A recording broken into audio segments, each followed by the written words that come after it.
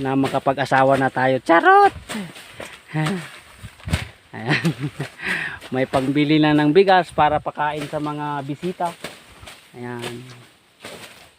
Ayan sila.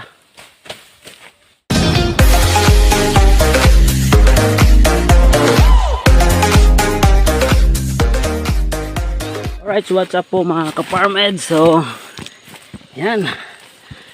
So, tapos na po tayo kumain ng mais. So, at dito karon sa gipatrabahoan sa kumpapa. Og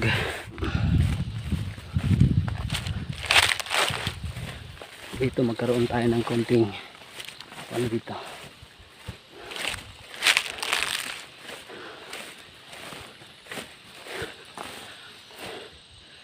Ito yung balak natin gawing gulayan. So ayan po mga ka-farmed, nalinisan na to.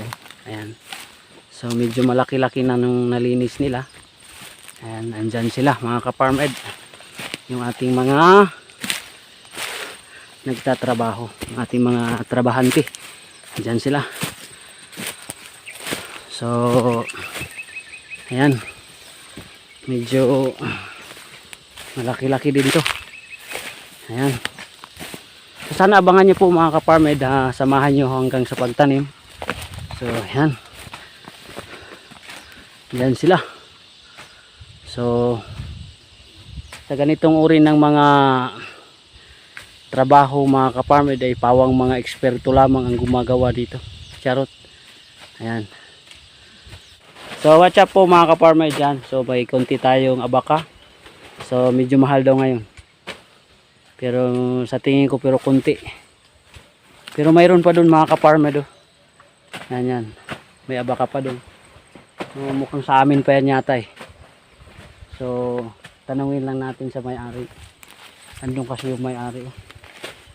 Nag-arkila lang ako ng lupa niya. Yan. Andun yung may-ari, wala nang ngipin. Yan yung may-ari. Yan. Yung busing ko. Andun. Yung may-ari ng lupang ito na wala nang ngipin andyan. Nagtatrabaho din siya, no? Yung manager ko, boss amo. Ayaw ko na sana pagtrabahuin yan pero matigas yung ulo. So ayan. So may kunti tayong abaka. So sabi nila pwede na daw itong i-harvest kasi matataas na. Saka na lang. Pagkatapos nitong sunugin, saka haharvestin na lang natin to yung abaka. Pangbayad ng motor. Charot. Ayan. Ayan po mga ka-farmed.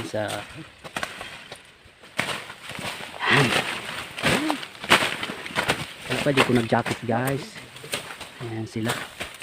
So yun po yung trabaho nila. Ayan. Nagpalinis po tayo mga ka-farmed para na makapag-asawa na tayo. Charot! Ayan. May pangbili na ng bigas para pakain sa mga bisita. Ayan. Ayan sila. Siguro pag ako nagtatrabaho niyan mga ka-farmed is di ako magtatagal. Kasi tinitingin ko ang hirap eh. Ayan, ayun, lalo ng dalawa ano sila, nagsabay mga ka-farmed. Ayan yung sa akin lang pag na ano ba, kala mo kahoy yung ikasama mo pala. Ayan mga ka-farmed. So ito po yung nasa huli. Ito po yung boss amo manager ko, yung may-ari ng lupang ito. Nawa ay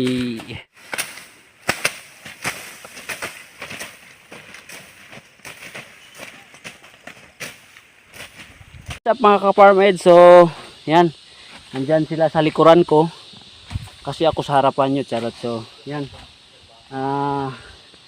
kasalukuyan po pong linilinisan po yung gawin nating maisan. So yan, sana loobin ng Diyos ay talagang makakuha tayo ng medyo malaki-laki sa awa at tulong ng Diyos po mga ka-farmed. So ayan. So naglinis pa sila. Medyo matagal-tagal pa rin ito. Kasi pagkatapos nito, kailangan pa natin itong sunugin. Kasi kapag hindi mo yan susunugin, hindi ka pa makapagtanim talaga dyan. So pag maano na yan, kailangan ng sunugin, susunugin na po yan. So andun sila. Yan, yung papa ko andun din. So yung aking manager, yung dyan. So yung halos din po yung na nagtatrabaho dyan, mga kapamilya din namin. So ayan.